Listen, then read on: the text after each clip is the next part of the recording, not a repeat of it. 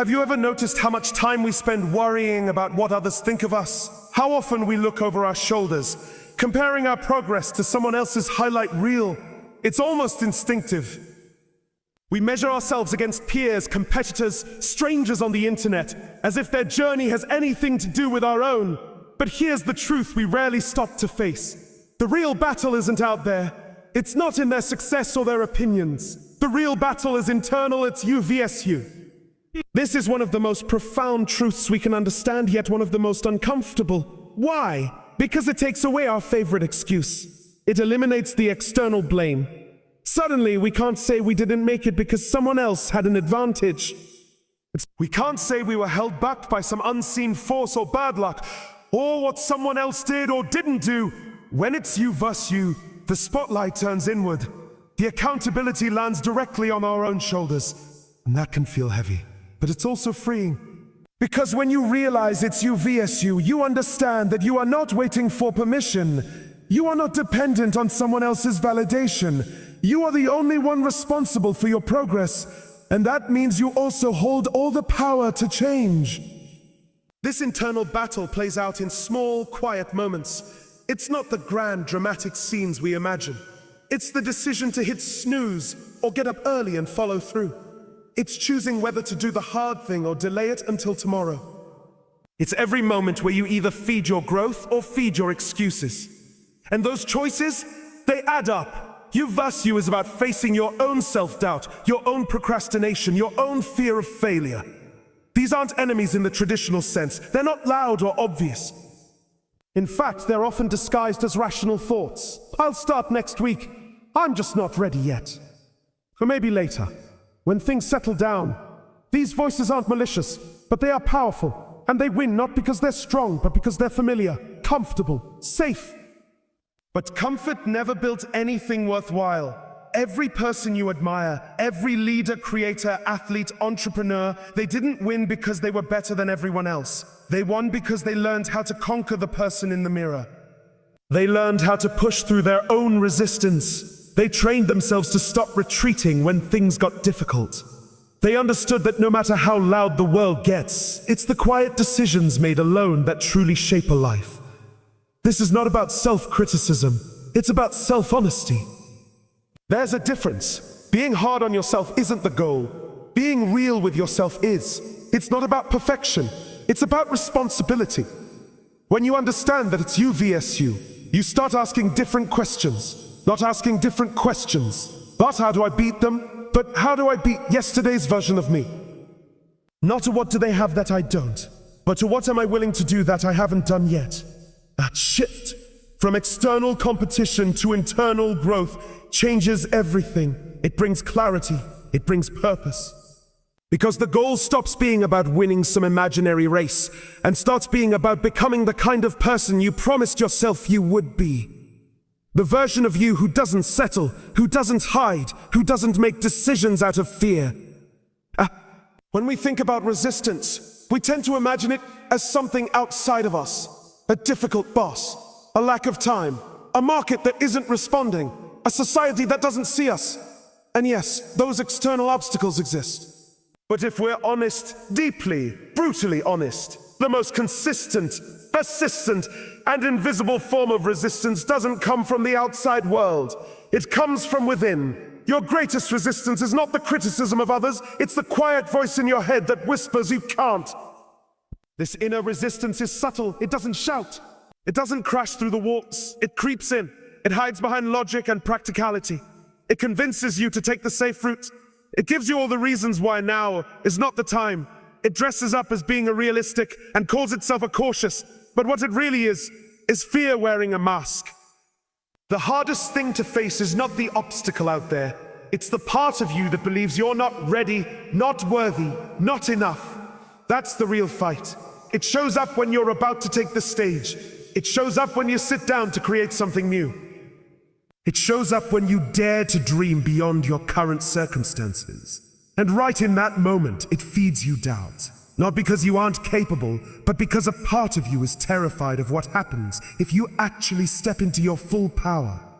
This is the resistance that keeps us frozen. It delays our dreams. It convinces us that someone else is more qualified, more deserving, more talented. We scroll through other people's lives, comparing our behind the scenes to their best moments, reinforcing the lie that we're behind, when really we're just afraid to begin. And the toughest part? You can't outrun it. You can't hide from it. You carry it with you into every meeting, every relationship, every opportunity. Until you face it, it will always be there whispering limitations into your potential. But here's something worth noticing. This resistance is strongest right before the breakthrough. It spikes when you're about to stretch. When you're on the edge of growth, it's a signal, not a stop sign. It means you're stepping into territory that matters. And that's where the internal resistance puts up its biggest fight. Because it knows that once you step through, you change. And change is scary. Even good change. Every day we get to choose which voice we listen to. The one that says, you're not ready, or the one that says, let's see what happens if we try. And most days, the louder voice wins. Not because it's telling the truth, but because we've practiced listening to it for so long. We've rehearsed fear. We've become fluent in hesitation. We've trained ourselves to expect rejection before we even give ourselves a chance to be received. The thing is, resistance isn't there to ruin us. It's there to reveal us. It shows us where we're scared, yes, but also where we care. You don't resist something that doesn't matter. You don't feel anxiety over something insignificant. That nervous energy, that fear, that hesitation, it means you're close to something important. Something that could change you. Something that could pull you forward. You'll never completely eliminate resistance. But you can learn to recognize it for what it is.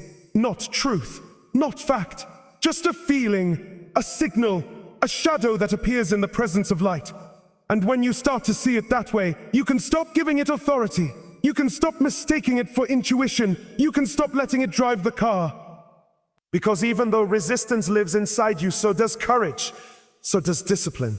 So does the part of you that wants to grow, create, move, build, begin. Don't we live in a world obsessed with comparison?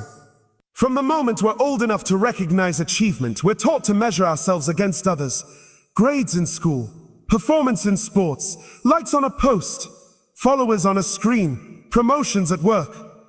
Everything becomes a scoreboard, and somewhere along the way we start to believe that success is about being better than someone else. That the only way to win is for someone else to lose. But that's not growth. That's competition. And growth doesn't care about who's next to you.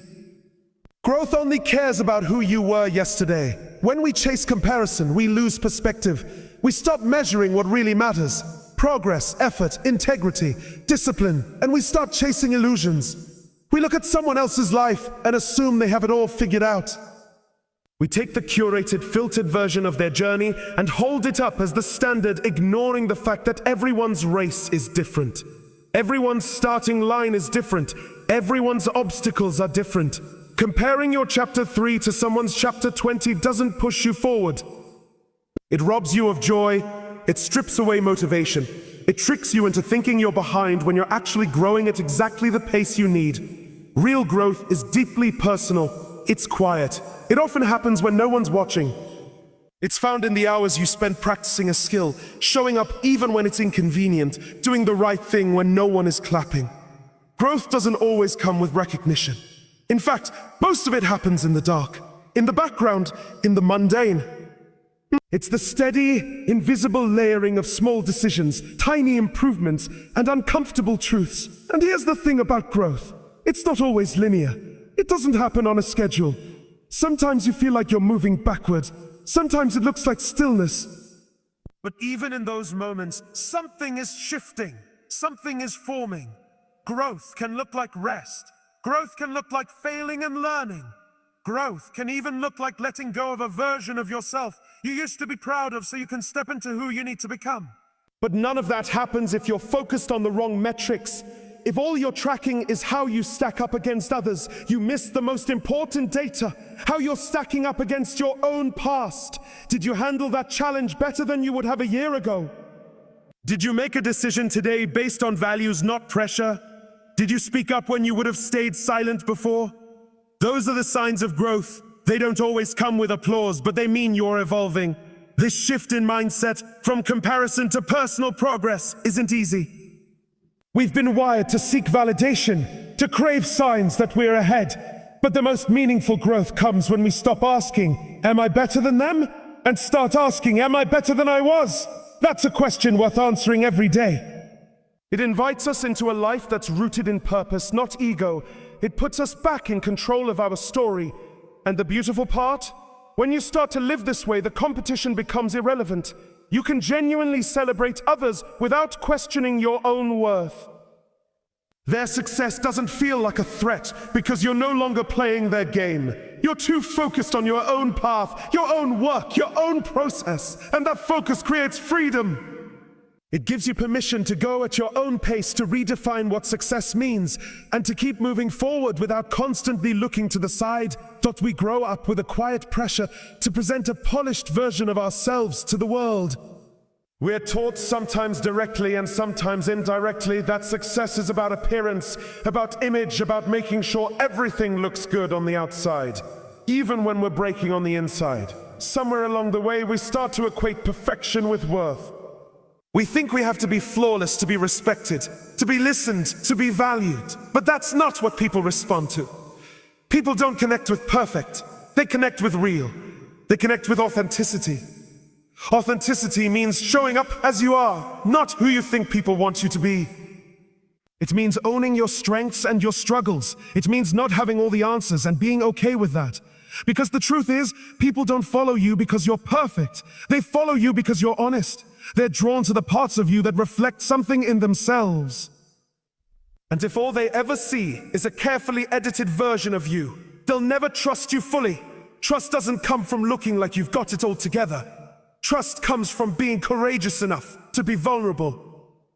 We often think of vulnerability as weakness, but it's one of the strongest things we can offer. It's what opens the door for genuine connection. When someone sees you stand up and speak your truth, even if your voice shakes, it gives them permission to do the same. When you admit that you're scared or unsure or learning, you create space for others to be human too. That's what real leadership looks like. Not pretending to be invincible, but choosing to be seen. Authenticity also means alignment. It means living in a way that reflects your values, not just your ambitions. You can achieve a lot and still feel empty if you've been performing instead of being. You can hit milestones, check all the boxes, and still feel like something's missing, because success without authenticity isn't success at all. It's just approval in disguise. And approval fades fast. You'll never feel fulfilled trying to be someone else's version of you. What's hard about authenticity is that it's risky. It opens you up to judgment. It means some people won't understand you or like you or agree with you. But that's not the goal. The goal is not universal acceptance. The goal is to live a life that's true to who you are.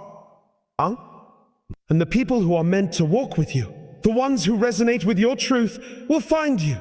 But they can't find you if you're hidden behind a mask of perfection. Being authentic doesn't mean you stop growing. It doesn't mean you don't strive for excellence. It just means you don't sacrifice your integrity for the illusion of flawlessness. It means you show up in process, in progress, as a work in motion. And that's more inspiring than any curated highlight reel could ever be. The irony is that we spend so much time trying to appear perfect in order to be liked, when what people are really looking for is someone who feels like home, someone who's relatable, someone who's real. And the moment you stop performing and start being, you create a deeper kind of impact. One that lasts, one that resonates, because authenticity has weight. It has texture, it stays with people long after the moment has passed. There's a common belief that success is about talent, timing, or even luck. And while those things can help, they're not what sustain growth over time. What really makes the difference, what separates the people who build something meaningful from those who burn out or give up, is discipline and self-leadership. These aren't glamorous traits. They don't usually get the spotlight, but they are the foundation for everything else. They're what carry you through the days when motivation disappears, when things aren't working, when no one is watching. Discipline isn't about pushing yourself until you collapse. It's not about being rigid or robotic. It's about making decisions today that your future self will thank you for. It's doing what you said you would do, long after the mood in which you said it has passed. It's showing up not just when it's easy, but especially when it's hard. And most of all, it's about consistency. Not perfection, not intensity, consistency. That steady rhythm of effort that moves you forward inch by inch, day by day. Self-leadership is what happens when you stop waiting for someone else to tell you what to do. It's when you become your own guide, your own coach, your own standard setter. It's looking in the mirror and being honest about where you're falling short without shaming yourself, but also without letting yourself off the hook. It's the quiet decision to rise above distraction, to prioritize what matters, to choose long-term gain over short-term comfort. And the truth is, no one can do that work for you. No mentor, no podcast, no system will replace your own decision to lead yourself well. The world will always have noise. There will always be reasons to wait, to delay, to shrink. But discipline is what keeps you grounded when the world is chaotic. It gives structure to your ambition. It turns dreams into process. It's what allows you to keep promises to yourself. And when you keep those promises, you start to build real confidence. Not the surface kind that depends on outcomes, but the deep kind that comes from knowing you're someone who follows through. Discipline also teaches you how to navigate discomfort. It builds resilience. Every time you do something you don't feel like doing, but do it anyway, because it matters, you're training your mind to be stronger than your feelings. That doesn't mean ignoring your emotions. It means not being ruled by them. It means using them as signals, not as dictators. Because if you only act when you feel inspired, your growth will be inconsistent. But if you act because you've decided to lead yourself, regardless of how you feel in the moment, you become unstoppable. There's a freedom in discipline that most people don't see at first. It seems like restriction, like sacrifice, but it's actually the opposite. It's the key to unlocking potential. When you build discipline into your life, you remove the constant decision fatigue. You eliminate the question of should I or shouldn't I, and replace it with clarity. You know what matters. You know what to do, and so you do it. Not because someone told you to, but because you've chosen to be someone who lives with intention. Leadership always starts with you. Before you can inspire others, before you can lead a team, build a company, or influence a culture, you have to lead yourself. That's the first and most important test. Can you direct your own actions? Can you manage your own habits? Can you be the person you'd want to follow? That's where real power is. Not in controlling outcomes or other people, but in mastering your own choices, one disciplined step at a time. There's a moment in every journey where it would be easier to stop. When the excitement fades, when the results aren't showing up fast enough, when the pressure outweighs the payoff. That's the moment that defines the outcome. Not the beginning, when everything is fueled by enthusiasm. Not the end, when the victory is already in sight. But the middle, the stretch where doubt creeps in and everything feels heavier than expected. That's where most people quit. That's where most people slow down or settle. But winning, real winning, begins with the decision to keep moving forward. It's not a dramatic decision.